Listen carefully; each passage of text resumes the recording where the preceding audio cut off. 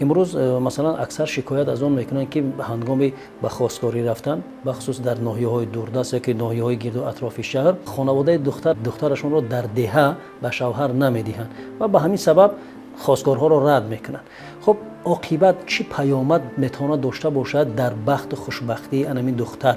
ببین همیشه مردم مادیات رو فکر میکنن. خانه خواستگار میان میگن همین بچت بسیار بچه خوب است، پسرت پسر خوب است و لیکن در دهات همین دختری من نمیرود. همین مصیبت. چرا؟ چون حیات مادی رو به اینابت گرفتن و شخصیت رو کنار گذاشتن. پیامبر صلی الله علیه و آله در این سمت بسیار واضح و آشکار گفته است. در حدیث آمده است که به خانه شما کسی خواستگاری آمد که شخصیت متدین است و اخلاق نکو دارد، شما راضی نشدید، محل به اینابت گرفتید و مثلا پول مال نگاه کردید و شرایط زندگی نگاه کردید، فتنه و فساد در روی زمین می شود، پهناور می شود. این تهدید است، این هشدار است. همین کسی که از شهر اختیار میکنیم، از کجا میدونه سعادت در دهات است یا در شهر است؟ مثلا شخصیت که مثلا خوشتیپ و خوش سلیقه اختیار میکنیم، مثلا که پول دارد و ماشین دارد، این به همین مست است. بعضی ها خب بعد از ببین با یک آثار منفی بگذار در قصر زندگی کند، با یک آثار منفی از در دخترت اگر درآید قیامتش خواهی شد. آثار منفی زنا را در نظر دارم. در خسکپه که زن بخندد هزارها بار بهتر و خوبتر افضلتر است از اینکه در قصری که زن بگیرد. برای این اندیشه بسیار اندیشه نادرست است که ما در دهات نمیدیم.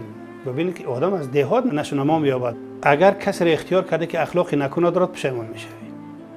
عاقبتش چی است؟ پاشخوری است. چون نمیتواند فرزند را خوشبخت کند. اما کسی که از دهات است که هراس داره که به دهات نمیرود، خب کی میدونه که یه عمر در دهات است و گشته شهر میآید. اما شخصیت مهم است. دل خواهر بپرس که یعنی همسر تو هر ماه 5 کیلو طلا برات میخرد، در قصر زندگی میکنی، همه نوش و نعمت‌های فراوان در پیشت آماده است، اما شوهر تو اخلاق منفی دارد، با کسای در ناخنک وفادار است، با تو زهر مار است. این میگه از همه خیر احسان نوش و نعمتش من گذاشتم. نه تنها نفرانی مثلا پدر و مادرانی که در شهر هستن دخترانشون به دهات نمیدن، خود نفرانی هستن در دهات زندگی میکنن دخترانشون باز در دهات شوهر نمیدن.